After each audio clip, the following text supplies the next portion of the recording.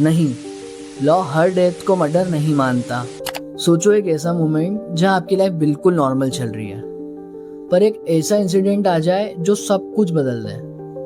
आपके सामने एक डेड बॉडी हो और आपको समझ ही ना आए कि क्या करें। अब आपके पास दो ऑप्शंस है, सच बताना और सच छुपाना। और जो डिसीजन आप उस मोमेंट में लेते हो वो सिर्फ आपकी लाइफ ही नहीं, आपकी लीगल रियलिटी भी डिसाइड करता है। दृश्यम की कहानी विजय सलगांवकर से शुरू होती है। एक सिंपल आदमी, गोवा में केबल ऑपरेटर, ना कोई बड़ा बैकग्राउंड ना कोई पावर, पर एक चीज है जो उसे अलग बनाती है, उसकी ऑब्जर्वेशन। वो मूवीज देखता है और उन्हें सिर्फ वो एंजॉय नहीं करता, वो समझता है, पैटर्न पकड़ता है। और शायद इसी वजह से जब उसकी लाइफ में रियल प्रॉब्लम आई तब उसने पैनिक नहीं किया, उसने प्लान किया। उसकी बेटी से एक लड़के की डेथ हो जाती है एक्सीडेंटली, बिना इंटेंशन के, पैनिक में। सबसे पहला लीगल कंफ्यूजन आता है कि क्या ये मर्डर है? नहीं, लॉ हर डेथ को मर्डर नहीं मानता। इंटेंशन मैटर करता है। अगर इंटेंशन नहीं है तो ऑफेंस अलग कैटेगरी में चले जाता है। लेकिन यह प्रॉब्लम खत्म नहीं होती। डेथ से बड़ा इशू है कि आप उसके बाद क्या करते हो।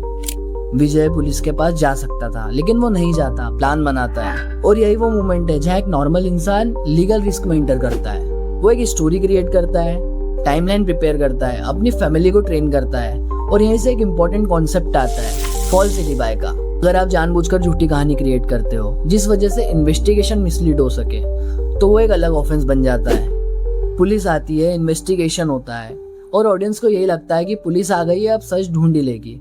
पर पुलिस सच नहीं, एविडेंस ढूंढती है।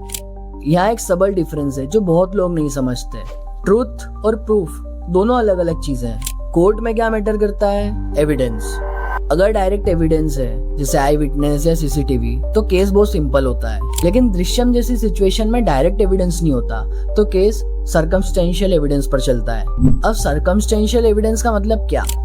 क्लूज, सिचुएशन, इवेंट्स जो मिलकर एक चेन बनाते हैं। और लॉ कहता है वो चेन कंप्लीट होना चाहिए, हर लिंक लॉजिकली कनेक्ट होना चाहिए ताकि सब मिलकर सिर्फ एक ही कंक्लूजन दिखाए।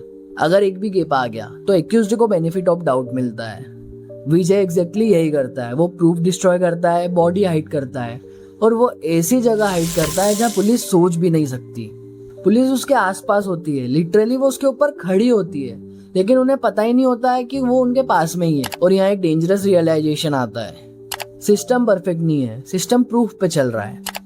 पुलिस प्रेशर क्रिएट करती है क्योंकि उन्हें कन्फेशन चाहिए, लेकिन लॉ कहता है पुलिस प्रेशर में दिया हुआ कन्फेशन वैलिड नहीं होता।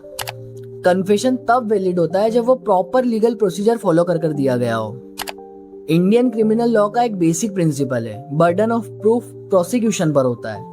मतलब विजय को प्रूव नहीं करना है कि वो इनोसेंट है, पुलिस को प्रूव करना है कि विजय गिल्टी है। और यहाँ से एक अनकंफर्टेबल ट्रूथ सामने आता है, एक इंसान मॉरली गलत हो सकता है लेकिन लीगली तब तक गलत नहीं हो सकता जब तक उसके खिलाफ कोई प्रूफ ना हो। तो क्वेश्चन ये है कि क्या विजय गिल्टी है? मॉरल आंसर हाँ, लीगल आंसर प्रूव नहीं हुआ। जिंदगी में सच छुप सकता है लेकिन लॉ में सिर्फ वही दिखता है जो प्रूव हो सकता है।